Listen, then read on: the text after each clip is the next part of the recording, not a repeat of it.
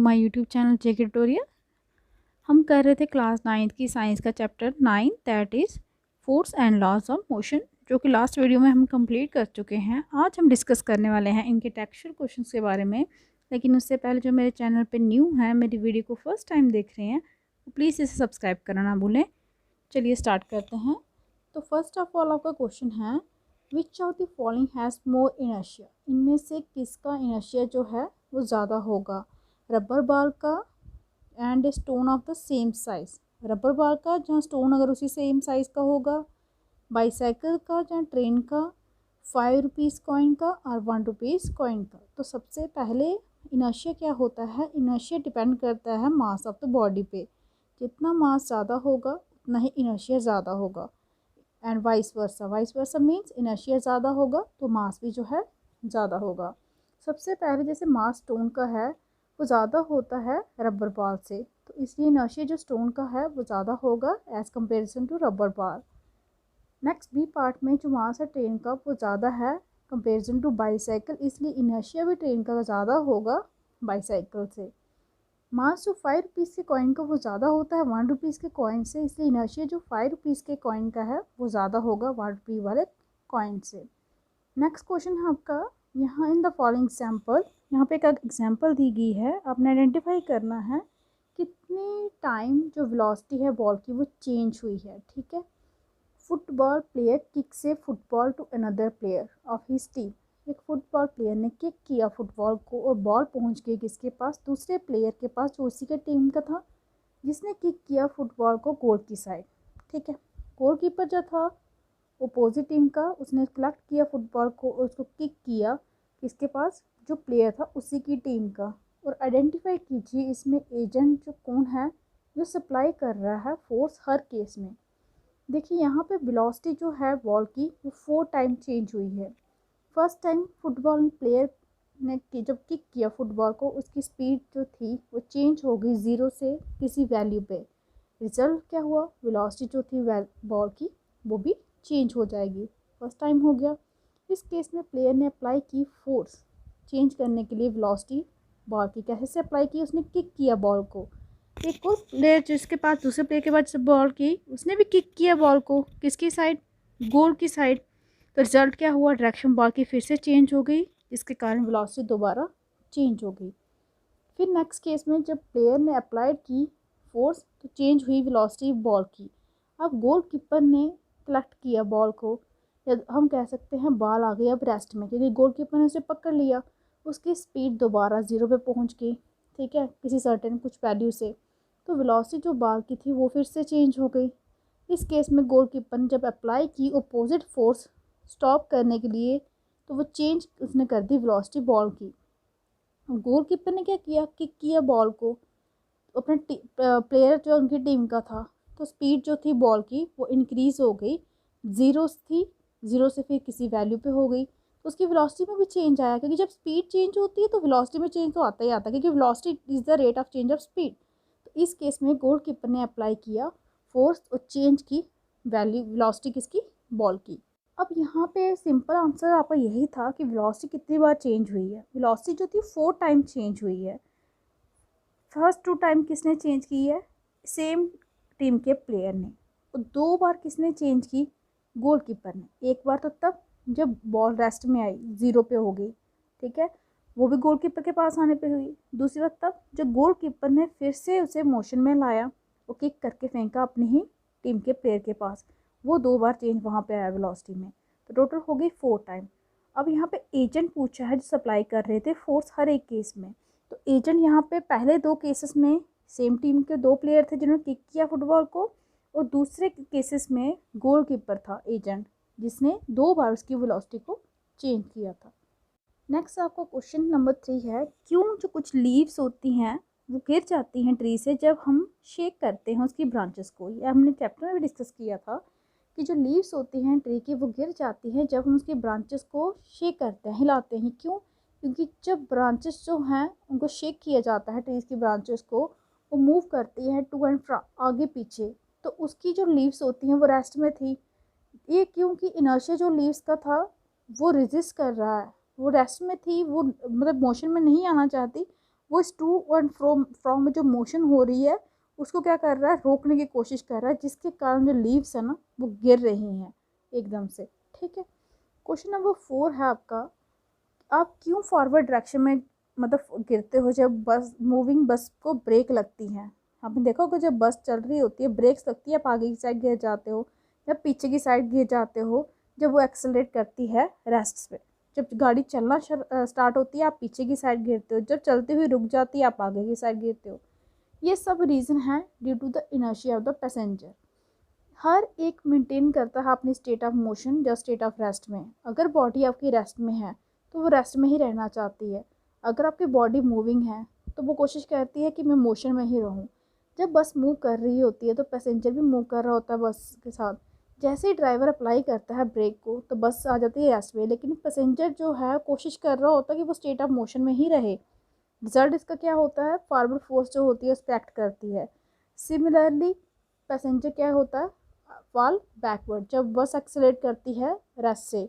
क्यों, क्योंकि बस एक्सेलरेट कर रही है, वो भी रेस्ट में थी, पैसेंजर भी रेस्ट में था, तो नशे जो पैसेंजर का था अब उसके केस में क्या हो गया, उसको भी फॉरवर्ड मोशन मिल गई बस के चलने के कारण। तो पैसेंजर जो था वो पीछे की साइड गिर जाता है, लेकिन बस जो है फॉरवर्ड आगे की साइड चलना शुरू हो जाती है।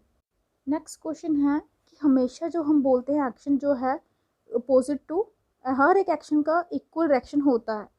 तो कैसे एक्सप्लेन कीजिए कि कैसे horse can pull a cart, horse कैसे एक कार्ट को खींच सकता है। देखिए हॉर्स जो है वो पुश करता है ग्राउंड को बैकवर्ड डायरेक्शन में। जब हॉर्स आगे चलता है ग्राउंड पीछे की साइड चलता है। हमने भी ये भी डिस्कस किया था चैप्टर में, जब हम आगे जा रहे होते हैं ग्राउंड हमारे पीछे जा रहा होता है।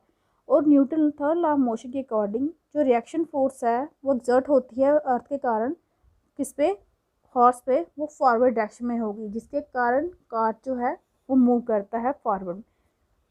अब एक हॉर्स ने क्या किया, अर्थ को बैकवर्ड, ग्राउंड को बैकवर्ड डायरेक्शन में किया। उसके आगे अर्थ का रिएक्शन क्या हुआ, उसने कार्ट को आगे मूव किया। ठीक है, उसका अपोजिट रिएक्शन हो गया। एक्सप्लेन करना है नेक्स्ट क्वेश्चन में कि क्यों डिफिकल्ट है फायरमैन के लिए to hold a hose which ejects large amount of water at a high velocity. जो जिसमें से फायरमैन पानी फेंकते हैं ना, तो उसको पकड़ना क्यों मुश्किल होता है अगर बहुत ज़्यादा प्रेशर से पानी हाई वेलोसिटी से आ रहा हो। सबसे पहला कारण है बैकवर्ड डायरेक्शन किसकी, वाटर बीइंग, जो पानी आ रहा है। जब फायरमैन होल्ड पकड़ता है उस होज को जिसमें से पानी आ रहा है, जिसमें से लार्ज अमाउंट जो वाटर का आ रहा है हाई वेलोसिटी से, तो रिएक्शन फोर्स जो एक्सर्ट हो रही है उसके द्वारा और वाटर के द्वारा जो पानी उसमें से आ रहा है वो कौन से डायरेक्शन में होगी, बैकवर्ड डायरेक्शन में। यही कारण है क्योंकि Newton third law of motion के अकॉर्डिंग हर एक रिएक्शन का क्या होता है, अपोजिट डायरेक्शन होता है। वाटर जो है उसकी वेलोसिटी बैकवर्ड डायरेक्शन की साइड है। ठीक है, फोर्स जो है बैकवर्ड साइड से आ रही है, तो जो स्टेबिलिटी है फायरमैन की वो कम हो जाती है, इसलिए डिफ़िकल्ट होता है उसके लिए स्टेबल रहना जब उसने किसको पकड़ा होता है, होज को पकड़ा होता है। आपने देखा होगा जब फायरमैन पानी फेंकते हैं ना, अगर उसमें स्पीड पानी की बहुत ज़्यादा हो तो वो ऐसा लगता है जैसे पीछे की साइड खींचा जा रहा है। ये वही कंडीशन बताई है, इसमें भी Newton third law of motion apply होता है। क्वेश्चन नंबर 3 है, एक राइफल है जिसका मास 4 kg है, एक बुलेट है 50 ग्राम की, उसको फायर किया गया है, उसकी इनिशियल वेलोसिटी दी गई है, आपको कैलकुलेट करनी है इनिशियल रिकॉयल वेलोसिटी किसकी, राइफल की। ठीक है, मास दिया गया है आपको राइफल का, मास बुलेट का भी दिया गया है, इसको हमने केजी में चेंज कर लिया। रिकॉयल वेलोसिटी अगर v1 थी राइफल की, तो बुलेट जो था वो फायर हुआ इनिशियल वेलोसिटी से, कितनी वेलोसिटी थी उसकी, इनिशियल वेलोसिटी 35 मीटर पर सेकेंड। इनिशियल स्टार्टिंग में राइफल जो थी रेस्ट पे थी, इसके लिए उसकी इनिशियल वेलोसिटी कितनी होगी, 0 होगी। तो इनिशियल मोमेंटम जो था बुलेट का वो दोनों का मास इंटू वेलोसिटी होगी। ठीक है, m1 plus m2 into v को 0। लेकिन जो टोटल मोमेंटम था राइफल और बुलेट का फायर करने के बाद वो आपका क्या होगा, दोनों का मास इंटू दोनों की वेलोसिटी। ये आपका 4v1 ये हमें फाइंड करनी है, फायर करने के बाद कितनी वेलोसिटी थी, तो ये आपकी वैल्यू दी गई है, ये आपकी हो गई इक्वेशन आ गई। अब हमने किया था law of conservation of momentum, कि जो मोमेंटम है वो हमेशा कंजर्व रहता है। तो बिफोर द फायरिंग और आफ्टर फायरिंग जो भी मोमेंटम था वो क्या होगा, इक्वल होगा। ये आफ्टर फायरिंग है, ये बिफोर फायरिंग है, तो ये आपस में इक्वल होंगे। ये प्लस का उस साइड जाके माइनस का हो गया, 4 जो मल्टीप्लाई में था वो डिवाइड में आ गया, ये आपकी आ गई वेलोसिटी। नेगेटिव साइन ये इंडिकेट कर रहा है कि जो राइफल है वो बैकवर्ड रिकॉयल करती है, बैकवर्ड जाती है ना, जब आपके फायर हो जाती है उसके बाद कहाँ जाती है राइफल की, वो बैकवर्ड साइड जाती है। क्वेश्चन नंबर 4 है आपका, ऑब्जेक्ट जो 2 मासेस का दिया गया है, मूव कर रहे हैं सेम लाइन पे, उनकी वेलोसिटी भी दी गई है दोनों की 2 मीटर पर सेकंड और 1 मीटर पर सेकंड। वो टकराते हैं, वो कोलिजन के बाद दोनों ऑब्जेक्ट मूव करते हैं, वेलोसिटी ऑफ दोनों की वेलोसिटी सेम हो जाती है। डिटरमाइन कीजिए वेलोसिटी सेकंड ऑब्जेक्ट की। मीन्स आपके कोलाइड करने के बाद, टकराने के बाद एक की वेलोसिटी ये आ गई तो दूसरे की आपने फाइंड करनी है। मास m1 m2 ले लीजिए, ग्राम में थे kg में कर लीजिए। मास जो है बिफोर कोलिजन ये है m1 m2 है, तो वेलोसिटी भी दी है। वेलोसिटी आफ्टर कोलिजन जो एक ऑब्जेक्ट की दी है दूसरे की नहीं दी है। अब यहाँ पे आपने law of conservation of momentum apply करना है। आपको पता है उसके अकॉर्डिंग क्या होता है, m1 v1 into plus m2 v2 equals to m1 v3 plus m2 v4। m mass तो वही रहेंगे, जस्ट वेलोसिटी में चेंज आ रहा है। जब आप यहाँ पे वैल्यू पुट करेंगे तो यहाँ से आपकी वेलोसिटी आ जाएगी दूसरे ऑब्जेक्ट की। ठीक है, नेक्स्ट आपका क्वेश्चन है, एक ऑब्जेक्ट है एक्सपीरियंस कर रहा है कि उसकी net zero external unbalance force है, मीन्स उसको कोई भी अनबैलेंस फोर्स जो है एक्ट नहीं कर रही, तो क्या पॉसिबल है ऑब्जेक्ट के लिए वो ट्रेवल करे नॉन जीरो वेलोसिटी के साथ? अगर हाँ तो कंडीशन बताइए। जे must be place on the, जो उसकी मैग्नीट्यूड डायरेक्शन बताएं उसकी वेलोसिटी की, अगर नहीं है तो रीज़न भी बताइए। यस, इवन जब ऑब्जेक्ट एक्सपीरियंस करता है net zero external unbalance force, जब उस पर कोई भी अनबैलेंस फोर्स नहीं एक्ट कर रही, तो पॉसिबल है कि ऑब्जेक्ट जो ट्रेवल करेगा वो नॉन ज़ीरो वेलोसिटी के साथ होगा। ये पॉसिबल तभी होगा जब ऑब्जेक्ट जो है मूव करेगा कांस्टेंट वेलोसिटी के साथ किसी पार्टिकुलर डायरेक्शन में। यहाँ पे कोई भी नेट अनबैलेंस फोर्स जो है वो अप्लाई नहीं होगी बॉडी पे, ऑब्जेक्ट जो है वो मूव करता रहेगा नॉन ज़ीरो वेलोसिटी के साथ। चेंज करने के लिए स्टेट ऑफ मोशन जो non zero external unbalance force है वो अप्लाई की जा सकती है किस पे, ऑब्जेक्ट पे। नेक्स्ट क्वेश्चन है आपका, जब कारपेट को बीट किया जाता है, करते हैं ना धूल मिट्टी निकालने के लिए स्टिक के साथ, तो उसमें से डस्ट निकलती है, इसे एक्सप्लेन कीजिए। देखिए जो इनर्शिया होता है ना ऑब्जेक्ट का, वो क्या करता है, रेजिस्ट करता है कोई भी चेंज जो उसकी स्टेट ऑफ रेस्ट में जब मोशन में आए। अगर वो रेस्ट में है वो मोशन में नहीं आना चाहता, अगर वो मोशन में है तो रेस्ट में नहीं आना चाहता। जब कारपेट को बीट करते हैं स्टिक के साथ तो जो कारपेट है वो मोशन में आ जाता है, लेकिन जो डस्ट पार्टिकल हैं कोशिश करते हैं उसको रोकने की, वो रेस्ट में रहना चाहते हैं। और Newton first law of motion के अकॉर्डिंग जो डस्ट पार्टिकल हैं वो किस में रहना चाहते हैं, स्टेट ऑफ रेस्ट में रहना चाहते हैं, लेकिन कारपेट मूव कर रहा है इसलिए डस्ट पार्टिकल को निकलना ही पड़ेगा किस में से, कारपेट में से।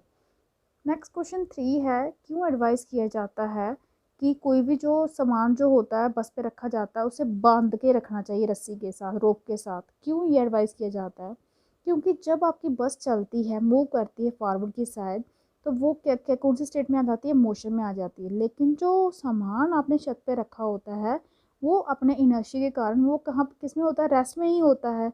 तो जब फॉरवर्ड मूवमेंट होती है बस की, तो जो सामान है वो अपनी ओरिजिनल पोजीशन में ही रहता है और अल्टीमेटली वो फॉल गिर सकता है कहाँ से, रूफ ऑफ द बस में, क्योंकि वो रेस्ट में है, वो रेस्ट में ही रहना चाहेगा, वो मूवमेंट नहीं करेगा, वो उसको अपोज करेगा, जिसके कारण वो गिर सकता है। इसलिए अवॉइड करने के लिए, इसके वो गिर ना जाए सामान कहीं पे, लोग हमेशा सामान को बांध के रखा जाता है बस के छत के ऊपर, किसके साथ, रोप के साथ। क्वेश्चन नंबर 4 है, एक बैट्समैन जब हिट करता है क्रिकेट बॉल को तो वो रोल करती हुई जाती है ग्राउंड के लेवल पे और कुछ डिस्टेंस कवर करती है, उसके बाद बॉल रेस्ट में आ जाती है, बॉल जो है वो स्टॉप रुक जाती है, क्यों? क्या बैट्समैन हिट नहीं करता जोर से, मतलब जो उसने हिट की है उसने जोर से नहीं की है? हाँ, जो वेलोसिटी है प्रोपोर्शनल है किसकी फोर्स पे, वो जो एक्सर्टेड है बॉल पे, क्या कोई फोर्स है जो बॉल को रोक रही है उसकी मोशन को? जहाँ यहाँ पे कोई भी अनबैलेंस फोर्स नहीं है जिसके कारण बॉल जो थी आपकी रेस्ट में आ गई। इसका मतलब यही है कि एक फोर्स है जो बॉल को रोक रही है, उसकी मोशन को रोक रही है। आपको पता है वो कौन सी फोर्स होती है, वो फोर्स ऑफ फ्रिक्शन होती है, या फ्रिक्शन फोर्स भी उसको बोलते हैं। नेक्स्ट क्वेश्चन नंबर 5 है, एक ट्रक स्टार्ट हो रहा है रेस्ट से और रोल कर रहा है एक हिल से नीचे आ रहा है, और वो भी कांस्टेंट एक्सेलरेशन के साथ। वो ट्रेवल कर रहा है डिस्टेंस 400 मीटर की कितने टाइम में, 20 सेकंड में। आपने फाइंड करनी है उसकी एक्सेलरेशन और फाइंड करनी है फोर्स जो एक्ट कर रही है उसके ऊपर। अगर उसका मास कितना है ट्रक का, 7 मेट्रिक टन। 1 मेट्रिक टन जो है वो 1000 kg होता है, तो 7 मेट्रिक टन मीन्स आपका 7000 kg हो जाएगा। सबसे पहले देखिए यहाँ पे इनिशियल वैल्यू वेलोसिटी जो थी ट्रक की वो 0 मीटर पर सेकंड थी। टाइम कितना है 20 सेकंड। डिस्टेंस कितनी कवर की है आपकी 400 मीटर। यहाँ पे इक्वेशन ऑफ मोशन जो है वो अप्लाई कीजिए, s equal to u t plus half of 80 square. जब यहाँ पे आप वैल्यू पुट करेंगे आपकी एक्सेलरेशन जो है वो फाइंड हो जाएगी। अब फोर्स इसके इक्वल होती है मास इंटू एक्सेलरेशन। मास आपका है 7000 kg ट्रक का, तो 7000 इंटू 2 दैट इज 14000 न्यूटन आपकी आ गई फोर्स। एक्सेलरेशन भी फाइंड हो गई, फोर्स भी आ गई आपकी। नेक्स्ट आपका क्वेश्चन नंबर 6 यहाँ पे है कि स्टोन है 1 kg का, उसको थ्रो किया with the velocity of 20 metre पर सेकंड। कहाँ पे? फ्रोजन सरफेस जो था लेक का, और उसके बाद वो रेस्ट में आ गया ट्रेवल करके। डिस्टेंस कितनी 50 मीटर की। आपको बताना है फोर्स ऑफ फ्रिक्शन स्टोन और आइस के बीच में। इनिशियल वेलोसिटी इसकी कितनी थी 20 मीटर पर सेकंड। फाइनल वेलोसिटी वो रेस्ट में आ गया, इसलिए इसकी फाइनल वेलोसिटी क्या होगी 0। डिस्टेंस कितनी कवर की है 50 मीटर। तो यहाँ पे हमारी equation of motion, third equation of motion जो है v square equal to u square plus 2ac वो अप्लाई करेंगे। यहाँ पे वैल्यू पुट की तो एक्सेलरेशन आपकी आ गई -4 मीटर पर सेकंड स्केयर। अब यह नेगेटिव में क्यों आई एक्सेलरेशन? क्योंकि एक्सेलरेशन जो थी वो against the motion of the stone थी, और मास स्टोन का 1 kg है, तो Newton second law of motion के according force equals to mass into acceleration 1 into -4 newton. अब यहाँ पे फोर्स जो है, फोर्स ऑफ फ्रिक्शन जो स्टोन और आइस के बीच में, वो क्या आई आपकी -4 न्यूटन। नेक्स्ट क्वेश्चन नंबर 7 है, एक 8000 kg इंजन है, वो पुल कर रहा है ट्रेन जिसके 5 वैगन्स हैं। हर एक वैगन्स का वेट है 2000 kg। एक हॉरिजॉन्टल ट्रैक पे इसको पुल कर रहा है। अगर इंजन जो है वो कितनी फोर्स एक्सर्ट कर रहा है 40,000 न्यूटन, और ट्रैक ऑफर कर रहा है फ्रिक्शन फोर्स कितनी 5000 न्यूटन। तो कैलकुलेट कीजिए टोटल एक्सेलरेटिंग फोर्स कितनी है। एक्सेलरेशन ट्रेन की फाइंड कीजिए, और force of wagon 1 on wagon 2 पे भी फाइंड करनी है। यहाँ पे सबसे पहले फोर्स जो है इंजन की वो आपको दी गई है 40,000 न्यूटन, ठीक है। फ्रिक्शन फोर्स जो ट्रैक द्वारा मिल रही है वो है आपकी 5000 न्यूटन। एक्सेलरेटिंग फोर्स जो होगी वो आपकी फोर्स ऑफ इंजन माइनस जो फोर्स फ्रिक्शन फोर्स अप्लाई हो रही है ट्रैक के द्वारा, वो आपकी आ गई 35,000 न्यूटन। तो टोटल एक्सेलरेटिंग फोर्स आपकी आ गई 35,000। अब अपने एक्सेलरेशन फाइंड करनी है ट्रेन की। ए ले लीजिए, इंजन कितनी फोर्स अप्लाई कर रहा है 40,000 सभी 5 वैगन्स पे, ठीक है। तो यहाँ पर नेट एक्सेलरेटिंग फोर्स अभी अभी निकाली हमने, वो थी आपकी 35,000 न्यूटन। मास वैगन का कितना होगा, mass of wagon into number of wagons. आपका एक वैगन का मास 2000 kg है, टोटल वैगन्स 5 हैं, तो 5 वैगन्स का कितना हो जाएगा 2000 इंटू 10 दैट इज 10,000 kg, ठीक है। टोटल मास आपका हो गया 5 वैगन्स थे ना, 2000 इंटू 5 आपका हो गया 10,000 kg। टोटल मास आपका कितना होगा पूरे वैगन्स का, वो आपका मास प्लस आपका 8000। 10,000 आपका ये वाला आ गया ना वैगन्स का मास, प्लस 8000 मास है आपके इंजन का। टोटल कितना हो गया मास, इसमें इंजन का भी इंक्लूड करना है ना। टोटल मास 18,000 kg हो गया। यहाँ पे फोर्स निकालनी है, वो आपकी होती है मास इंटू एक्सेलरेशन, ठीक है। फोर्स आपके पास ऑलरेडी गिवन है 35,000 न्यूटन, मास अभी भी आपने निकाला 18,000 kg, डिवाइड करके आपकी वैल्यू आ गई 1.944 मीटर पर सेकंड स्क्वायर। अब मास जो 4 वैगन्स का, अगर हम उसमें से एक वैगन का मास जो है निकाल दें, वो आपका हो जाएगा, क्योंकि एक वैगन का 2000 था, तो 4 वैगन्स का कितना होगा 8000 kg। एक्सेलरेशन भी ट्रेन की है, तो फोर्स जो है वैगन 1 पे 1 की वैगन 2 पे कितनी फोर्स अप्लाई करेगा, जितना बाकी वैगन का जो मास होगा इनटू एक्सेलरेशन जो होगी ट्रेन की। 8000 था बाकी का मास, और एक्सेलरेशन अभी भी हम फाइंड की, दोनों को मल्टीप्लाई करके आपका आ गया 15,552 न्यूटन। मीन्स इतनी फोर्स अप्लाई करेगा वैगन 1 किस पे, वैगन 2 पे। नेक्स्ट क्वेश्चन नंबर 8 है आपका, ऑटोमोबाइल व्हीकल है जिसका मास है 1500 kg, तो कितनी फोर्स होगी व्हीकल और रोड के बीच में अगर व्हीकल को स्टॉप रोका गया है, और नेगेटिव एक्सेलरेशन है उसकी वैगन की 1.7 मीटर पर सेकंड स्क्वायर। यहाँ पे जो फोर्स होगी वो फोर्स ऑफ फ्रिक्शन होगी व्हीकल और रोड के बीच में। मास जो है ऑटोमोबाइल का वो आपको गिवन दिया गया है 15,100 kg। फाइनल वेलोसिटी आपकी, क्योंकि वो रेस्ट में आ रहा है, तो 0 मीटर पर सेकंड होगी। एक्सेलरेशन आपको नेगेटिव दी है आपकी -1.7 मीटर पर सेकंड। तो Newton second law of motion के अकॉर्डिंग मास इनटू एक्सेलरेशन होता है, दोनों को मल्टीप्लाई करेंगे तो -2550 न्यूटन। नेक्स्ट क्वेश्चन नंबर 9 है, मोमेंटम ऑब्जेक्ट अगर मास m है, वेलोसिटी v के साथ मूव कर रहा है, वो किसके इक्वल होगा? हमें पता है momentum equal to mass into velocity, तो वो आपका mv आएगा। नेक्स्ट क्वेश्चन नंबर 10 है, यूज़ कीजिए हॉरिजॉन्टल फोर्स 200 न्यूटन की, तो हम मूव करेंगे एक वुडन कैबिनेट को एक फ्लोर के ऊपर कांस्टेंट वेलोसिटी के साथ। आपको बताना है फोर्स ऑफ फ्रिक्शन क्या होगी जो एक्सर्ट होगी जब प्रोड्यूस होगी उस कैबिनेट के ऊपर। फोर्स जो है 200 न्यूटन की अप्लाई की जा रही है फॉरवर्ड डायरेक्शन में। तो Newton third law of motion के अकॉर्डिंग हर एक जो अमाउंट है फोर्स का वो एक्ट करता है अपोजिट डायरेक्शन में। अगर 200 न्यूटन की फोर्स यहाँ पे अप्लाई हो रही है तो मीन्स 200 न्यूटन की फोर्स से ही उसको वो अपोज करेगी फ्रिक्शनल फोर्स। इसीलिए जो अपोजिट फोर्स होगी वो आपकी फ्रिक्शनल फोर्स होगी जो किस पे अप्लाई होगी, एक्सर्ट होगी कैबिनेट पे। तो फ्रिक्शनल फोर्स भी कितनी उसके कितनी होगी, 200 न्यूटन की ही होगी जो किस पे एक्सर्ट होगी, कैबिनेट पे। नेक्स्ट क्वेश्चन नंबर 11 है, दो ऑब्जेक्ट हैं, दोनों का मास है 1.5 kg, वो मूव कर रहे हैं एक स्ट्रेट लाइन पे लेकिन अपोजिट डायरेक्शन में, और वेलोसिटी हर एक ऑब्जेक्ट की कितनी है 2.5 मीटर पर सेकंड। कोलिजन से पहले जब वो स्टिक हुए थे, ठीक है, ये तब की वेलोसिटी दी है। आपको बताना है वेलोसिटी कंबाइंड ऑब्जेक्ट की आफ्टर कोलिजन, कोलिजन के बाद। मास एक ऑब्जेक्ट का भी 1.5 kg है, दूसरे का भी इतना ही है। बिना कोलिजन के, कोलिजन से पहले इनकी वेलोसिटी कितनी थी 2.5 मीटर पर सेकंड। अब क्योंकि ये दोनों अपोजिट डायरेक्शन में जा रहे थे तो अगर एक की 2.5 मीटर पर सेकंड है तो दूसरे की वेलोसिटी कितनी होगी -2.5 मीटर पर सेकंड। कोलिजन के बाद टोटल मास कितना होगा m1 + m2। वेलोसिटी कंबाइंड हमने कितनी ले ली v। और लॉ ऑफ कंजर्वेशन के अकॉर्डिंग जितना मोमेंटम कोलिजन से पहले होता है उतना ही मोमेंटम आपका कोलिजन के बाद आता है। तो यहाँ पे ये इक्वेशन क्या होंगी कि दोनों मोमेंटम जो होंगे वो क्या होंगे, इक्वल आएंगे।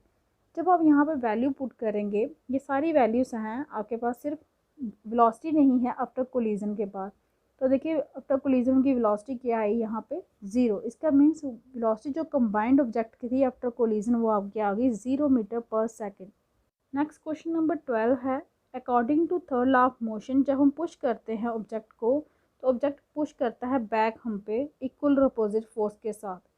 तो अगर ऑब्जेक्ट जो है वो मासिव ट्रक है जो पार्क कहाँ पे है, रोड साइड पे, तो वो मूव नहीं कर रहा। एक स्टूडेंट जस्टिफाई करेगा इस आंसर देके कि दो अपोजिट और इक्वल फोर्सेस जो हैं वो एक दूसरे को कैंसिल करती है। कमेंट कीजिए इस लॉजिक पे कि क्यों जो ट्रक है वो मूव नहीं किया। उस पर अगर फोर्स कोई अप्लाई हुई वो रेस्ट में है लेकिन उसने मूवमेंट नहीं की, और स्टूडेंट ने ये जस्टिफाई किया है कि दो अपोजिट और इक्वल फोर्स एक दूसरे को कैंसिल करती हैं। आप इसको कैसे जस्टिफाई करते हैं? ट्रक का जो मास है वो बहुत ज़्यादा है, जो स्टैटिक फ्रिक्शन है ट्रक और रोड के बीच में वो बहुत ज़्यादा है। मूव करने के लिए जैसे कार को हम अप्लाई करते हैं फोर्स स्टैटिक फ्रिक्शन से ज़्यादा, हम मीन्स इतनी फोर्स अप्लाई करते हैं कि वो आपकी कार मूव करे। इसलिए जब हम पुश करते हैं ट्रक को और ट्रक मूव नहीं करता तो हम कह सकते हैं कि जो हमारी अप्लाइड फोर्स है वो क्या कर रही है, वो एक डायरेक्शन में है और कैंसिल हो रही है फ्रिक्शन फोर्स के द्वारा, क्योंकि इक्वल अमाउंट एक्ट कर रहा है अपोजिट डायरेक्शन में। जब तक आपकी फोर्स जो है वो फ्रिक्शन फोर्स से ज़्यादा नहीं होगी ट्रक की मूवमेंट नहीं होगी। इसका मतलब जितनी फोर्स आप अप्लाई कर रहे हैं उतनी ही फोर्स फ्रिक्शन फोर्स आ रही है, एक दूसरे को क्या कर रही है, कैंसिल कर रही है, इसलिए जो है ट्रक की मूवमेंट नहीं हो रही। तो स्टूडेंट ठीक कह रहा है, मुझे जिसकी जस्टिफिकेशन है वो करेक्ट है कि दो अपोजिट और इक्वल फोर्सेस एक दूसरे को क्या करती हैं, कैंसिल कर देती हैं। नेक्स्ट क्वेश्चन नंबर 13 है, एक हॉकी बॉल है जिसका मास है 200 ग्राम, ट्रेवल कर रही है वो 10 मीटर पर सेकंड से, और वो टकराती है हॉकी स्टिक के साथ और रिटर्न वापस जाती है अपनी ओरिजिनल पाथ पे कितनी वेलोसिटी के साथ, 5 मीटर पर सेकंड के साथ। चेंज जो हुआ है इसके मोमेंट में उसे कैलकुलेट करना है, वो कौन सी फोर्स जो थी अप्लाई हुई थी हॉकी स्टिक्स के साथ। मास जो था हॉकी बॉल का वो आपका 200 ग्राम था, मीन्स 0.2 kg में कन्वर्ट किया। हॉकी बॉल की जो स्टार्टिंग में पहले वेलोसिटी क्या थी 10 मीटर पर सेकंड। इनिशियल मोमेंटम आपका हो गया mass into velocity 0.2 into 10 metre पर सेकंड। हॉकी बॉल ट्रेवल कर रही थी अपोजिट डायरेक्शन में, इसलिए इसकी वेलोसिटी क्या होगी, क्योंकि जब उसने स्ट्रक किया हॉकी स्टिक के साथ उसकी डायरेक्शन चेंज होगी तो नेगेटिव में होगी, दैट इज़ -5 मीटर पर सेकंड। तो फाइनल मोमेंटम उसका हो गया mv2। चेंज इन मोमेंटम क्या होगा, mv1 माइनस mv2। यहाँ पे देखिए मास जो है वो सेम रहेगा क्योंकि वो 0.2 kg ही रहना है। वेलोसिटी पहले थी आपकी कितनी 10 माइनस दूसरी वेलोसिटी आपकी आई -5, 15 होगी, 15 को 0.2 के साथ किया तो आपका चेंज इन मोमेंटम कितना होगा 3 kg मीटर पर सेकंड। तो change in momentum hockey ball का है आपका 3 kg मीटर पर सेकंड। Next question number 14। एक बुलेट है जिसका मास 10 ग्राम है, वो ट्रैवल कर रहा है हॉरिजॉन्टली वेलोसिटी ऑफ 50 मीटर पर सेकंड। वो टकरा रही है स्टेशनरी वुडन ब्लॉक के साथ और उसके बाद वो रेस्ट में आ जाती है। कितने टाइम में, 0.03 सेकंड टाइम में। आपको कैलकुलेट करने हैं कि डिस्टेंस उसकी penetration of bullet into the block, कितने टाइम पे जो बुलेट थी वो गई ब्लॉक के अंदर, वुडन ब्लॉक के अंदर, और साथ में मैग्नीट्यूड बताना है फोर्स का जो एग्जर्ट हुआ है बाय द वुडन ब्लॉक, कहाँ किसके ऊपर, बुलेट के ऊपर। कितनी फोर्स अप्लाई हुई है वुडन ब्लॉक के द्वारा बुलेट पे। अब ये गिवन दिया गया है कि बुलेट जो ट्रेवल कर रही है 150 मीटर पर सेकंड की स्पीड से, तो जब बुलेट एंटर करेगी ब्लॉक में तो उसकी वेलोसिटी किसके इक्वल होगी, जिसकी उसकी इनिशियल वेलोसिटी थी, कि जिस वेलोसिटी के साथ वो आ रही है उसी वेलोसिटी के साथ उसने एंटर किया है ब्लॉक के अंदर, तो मीन्स उसकी इनिशियल वेलोसिटी 150 मीटर पर सेकंड होगी।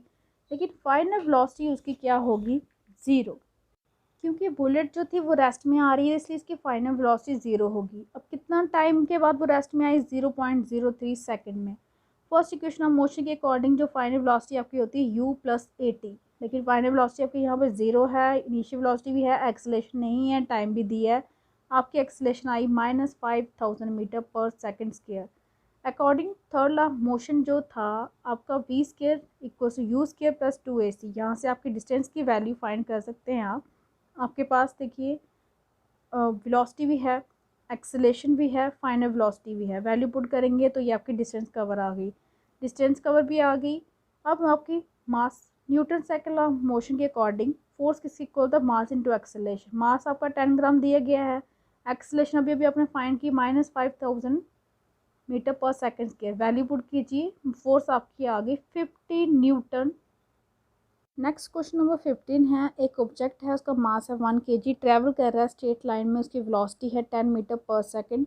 उसके बाद वो कोलाइड कर रहे हैं, ठीक है। और एक स्टेशनरी वुडन ब्लॉक है, मास 5 kg का उसके साथ। Then they both move off together in the same straight line, दोनों एक सेम स्ट्रेट लाइन पे मूव करते हैं। कैलकुलेट कीजिए टोटल मोमेंटम जस्ट बिफोर और आफ्टर द इम्पैक्ट। कैलकुलेट मतलब बिफोर और आफ्टर द कोलिजन। कैलकुलेट करनी है वेलोसिटी भी आपको कंबाइंड ऑब्जेक्ट की। सबसे पहले मास जो है ऑब्जेक्ट का 1 kg दिया गया है, वेलोसिटी ऑब्जेक्ट की 10 मीटर पर सेकंड है, मास आपके स्टेशनरी वुडन ब्लॉक का 5 kg दिया गया है, वेलोसिटी जो है बिफोर कोलिजन आपको 0 मीटर, क्योंकि दोनों बाद में रेस्ट में आ जाएंगे। टोटल मोमेंटम क्या है, वैल्यू पुट करेंगे। अब ये गिवन है कि आफ्टर कोलिजन जो ऑब्जेक्ट और वुडन है वो दोनों एक दूसरे के साथ स्टिक हो जाते हैं, साथ में एक हो जाते हैं, तो टोटल मास कितना होगा उनका, दोनों के मास को ऐड करेंगे। और वेलोसिटी हम ले रहे हैं कंबाइंड ऑब्जेक्ट की v, तो law of conservation of momentum apply करेंगे, ये आपस में क्या होंगे, इक्वल। मास को ऐड कर दिया, ये वैल्यू ऑलरेडी अभी अभी आपने फाइंड की, यहाँ से आपकी वेलोसिटी निकल गई, ठीक है। तो टोटल मोमेंटम जो आफ्टर कोलिजन था वो 10 आया, वेलोसिटी कंबाइंड ऑब्जेक्ट कितनी थी, 5/3 मीटर पर सेकंड। नेक्स्ट क्वेश्चन नंबर 16 है। एक ऑब्जेक्ट है जिसका मास आपको 100 kg दिया गया है, वो एक्सेलेरेट कर रहा है यूनिफॉर्मली कितनी वेलोसिटी के साथ, 5 मीटर पर सेकंड के साथ लेके 8 मीटर पर सेकंड की वेलोसिटी के साथ, और आपको कितना टाइम टेकन है, 6 सेकंड। कैलकुलेट कीजिए उसका इनिशियल फाइनल मोमेंटम ऑब्जेक्ट और फाइंड कीजिए मैग्नीट्यूड फोर्स का जो एक्सर्ट हो रही है, अप्लाई हो रही है ऑब्जेक्ट के ऊपर। इनिशियल वेलोसिटी ऑब्जेक्ट की आपके पास है 5 मीटर पर सेकंड, फाइनल वेलोसिटी है आपकी 8 मीटर पर सेकंड। मास भी ऑब्जेक्ट का दिया गया है, टाइम टेकन भी दिया गया है। मोमेंटम आपको पता है मास इनटू वेलोसिटी। इनिशियल मोमेंटम के लिए mass into initial velocity, final momentum के लिए mass into final velocity. Force कितनी एक्सर्ट होती है, वो मोमेंटम अपॉन टाइम होता है। मोमेंटम अभी भी निकाला, माइनस किया, दोनों को डिवाइड बाय टाइम था आपका 6 सेकंड, दैट इज फोर्स कितनी आ गई, 50 न्यूटन। नेक्स्ट क्वेश्चन नंबर 17 है, अख्तर, किरण एंड राहुल वो राइड कर रहे हैं मोटर कार जो मूव कर रही है हाई वेलोसिटी के साथ। तभी रास्ते में एक इंसेक्ट हिट करता है उनकी विंडशील्ड को, उनकी विंड स्क्रीन पे आके। ठीक है, अख्तर और किरण स्टार्ट कर देते हैं पॉन्डरिंग करने उस सिचुएशन पे। किरण सजेस्ट करती है कि जो इंसेक्ट है वो सफ़र कर रहा है, ग्रेटर चेंज हुआ उसके मोमेंटम में as compare to the change जो हुआ मोमेंटम ऑफ मोटर कार में, क्योंकि जो चेंज हुई है वेलोसिटी किसकी, इंसेक्ट की, वो ज़्यादा है as comparison to the velocity of the motor car. तो अख्तर कहता है कि जो मोटर कार है वो मूव कर रही थी लार्जर वेलोसिटी के साथ, उसने एक्सर्ट की लार्ज फोर्स कहाँ पे, इंसेक्ट पे, जिसके कारण वो स्टक हुआ है विंड स्क्रीन पे। रिजल्ट इसका क्या हुआ, इंसेक्ट डाइड। राहुल पुट करता है इंटरनली न्यू एक्सप्लेनेशन, बताता है कि दोनों मोटर कार और इंसेक्ट जो थे वो सेम फोर्स अप्लाई कर रहे थे, उनका मोमेंटम क्या हुआ, चेंज हो गया। अब ये जो सजेशन दी गई हैं आपने इनके ऊपर क्या करना है, कमेंट करना है। ठीक है, अब according to law of conservation of momentum के अकॉर्डिंग जो मोमेंटम था कार और इंसेक्ट का वो बिफोर कोलिजन वो किसके इक्वल होगा, मोमेंटम कार और इंसेक्ट का आफ्टर कोलिजन। इसलिए जो चेंज इन मोमेंटम था कार और इंसेक्ट सिस्टम का वो ज़ीरो है। इंसेक्ट जो हुआ स्टक हुआ विंड स्क्रीन के ऊपर, उसके बाद इसका मतलब जो डायरेक्शन थी इंसेक्ट की वो रिवर्स थी, अपोजिट थी। रिजल्ट इसका क्या हुआ, वेलोसिटी इंसेक्ट की चेंज हो गई बड़े ज़्यादा अमाउंट से, ग्रेट अमाउंट से। दूसरी साइड जो कार कंटिन्यूसली मूव कर रही थी एक कांस्टेंट वेलोसिटी के साथ, इसलिए जो किरण की सजेशन थी कि इंसेक्ट जो सफ़र इंसेक्ट में चेंज हुआ है उसके मोमेंटम में as comparison to the momentum of the car is correct था। मोमेंटम जो इंसेक्ट का आफ्टर कोलिजन वो बहुत ज़्यादा था, क्योंकि कार जो मूव कर रही थी वो हाई स्पीड से मूव कर रही थी। इसलिए जो मोमेंटम गेन किया इंसेक्ट ने वो किसके इक्वल था, जितना मोमेंटम लॉस किया कार ने। अख्तर ने भी करेक्ट कंक्लूजन दिया है, क्योंकि मास कार का बहुत ज़्यादा है as comparison to mass of the insect. Rahul ने करेक्ट एक्सप्लेनेशन दी है कि दोनों कार और इंसेक्ट एक्सपीरियंस कर रहे थे इक्वल फोर्स, किसके according, Newton action reaction law के अकॉर्डिंग, जो न्यूटन का थर्ड लॉ ऑफ मोशन है। लेकिन उसने इनकरेक्ट स्टेटमेंट दी कि जो सिस्टम था उसमें चेंज हुआ मोमेंटम में, क्योंकि मोमेंटम जो बिफोर कोलिजन था वो इक्वल टू था मोमेंटम आफ्टर कोलिजन, इसलिए सिस्टम सफ़र नहीं किया चेंज इन मोमेंटम के कारण। नेक्स्ट क्वेश्चन नंबर 18 है आपका, how much momentum will a dumbbell of mass 10 kg transfer to the floor. कितना मोमेंटम डम्बल जिसका मास 10 kg है वो ट्रांसफ़र करेगा फ्लोर को अगर वो गिरता है कितनी हाइट से, 80 सेंटीमीटर की हाइट से, और उसकी डाउनवर्ड एक्सेलेरेशन जो है वो 10 मीटर पर सेकंड की है। मास डम्बल का दिया हुआ है, डिस्टेंस कवर दी हुई है, मीटर में चेंज कर दिया उसको, एक्सेलेरेशन आपकी दी है, इनिशियल वेलोसिटी 0 थी, फाइनल वेलोसिटी v ले लीजिए आप इसकी।